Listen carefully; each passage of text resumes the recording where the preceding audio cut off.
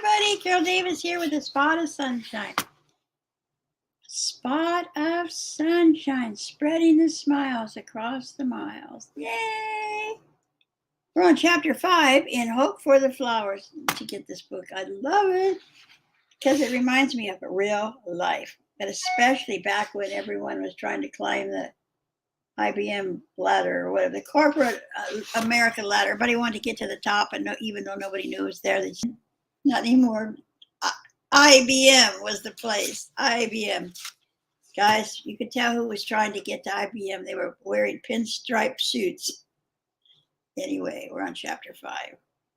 Ready? There's the pile. There's the top. The top of this. They're trying to get to. Oh, trying to turn pages and my wrist is still broken. Oh, I need to put my brace on. Ready? Stripe made much faster progress this time, meaning he'd already been up a couple times and came down. But this time he left Yellow. He came alone because she didn't want to go. She said, been there, done that. He was bigger and stronger since he had taken time out. From the beginning, he determined to get to the top. He especially avoided meeting the eyes of other crawlers. He knew how fatal such contact could be. He tried not to think of Yellow, who he left behind. He disciplined himself neither to feel nor be distracted. How many have been there? I have. Stripe didn't seem just disciplined to others, he seemed ruthless. Even among climbers, he was special. He didn't think he was against anybody. He was just doing what he had to do if he was to get to the top. Don't blame me if you don't succeed. It's a tough life. Just make up your mind, he would have said had anyone Caterpillar complained. Then one day he was near his goal. Stripe had done well. But when light finally filtered down from the top, he was close to exhaustion. At this height, there seemed to be no movement, almost no movement. All held their positions with every skill a lifetime of climbing had taught them. Every small move counted terribly. There was no communication. Only the outsides touched. They were like cocoons to one another. Then one day, Stripe heard a crawler above him saying, none of us can get any higher without getting rid of them. Soon after, he felt tremendous pressure and shaking. Then came screams and falling bodies. In silence, lots more light and less weight from above. Stripe felt awful with this new knowledge. The mystery of the pillar was clearing. He now knew what had happened to the 3 caterpillars.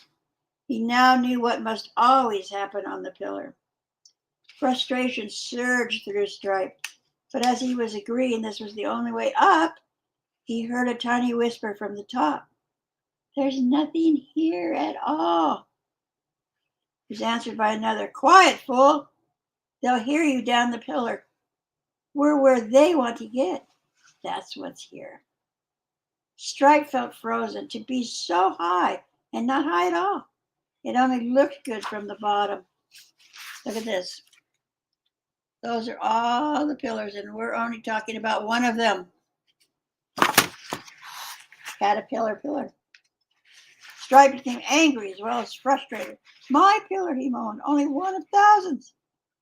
Millions of caterpillars climbing nowhere. Something is really wrong, but what else is there? His life with Yellow seemed so far away.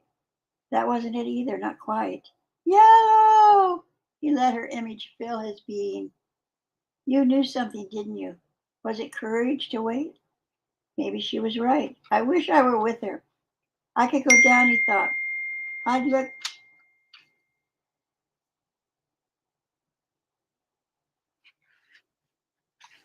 Maybe she was right. I wish I were with her.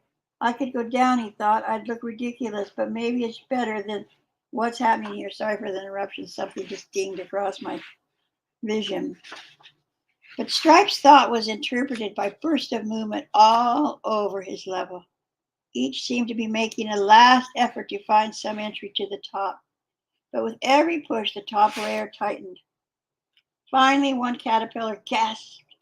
Unless we try together, nobody will reach the top. Maybe if we give one big push, they can't hold us down forever. But before they could act, there were cries and commotion of another kind. Stripes struggled to the edge to see the cause. A brilliant yellow-winged creature was circling the pillar, moving freely, a wonderful sight. How did it get so high without climbing? Ta-da. How did it get so? But you know what? I have to let you go now, and we'll give you the answer tomorrow. Butterflies are free. Butterflies are free. And so I'm going to go for today because it was a good place to stop in the book. You know, I'm always like 5 to 7 minutes we do this thing. So blessings to everyone. And I thought I would what? No, you know, I'll tell you what I want to say. I just wanted to say, I think every day about this. Spreading the smiles across the miles. I have dreams about it. What if we created peace just by spreading smiles? Please think about that. I mean, don't give me the instant, yeah, right. Seriously, think about it. Just in your spare time, think. It may be impossible. So was building an airplane. So was like, there's so many things that have been impossible. Let's just, what if we started this campaign? Spread the smiles across. What would happen if all the Russians start smiling? What would happen if Putin starts smiling? What if all the people who are shooting start smiling? Because when you smile, something happens physiologically to your body, and then you could think happy thoughts, and then we could turn the world around. Just saying. Bye for now.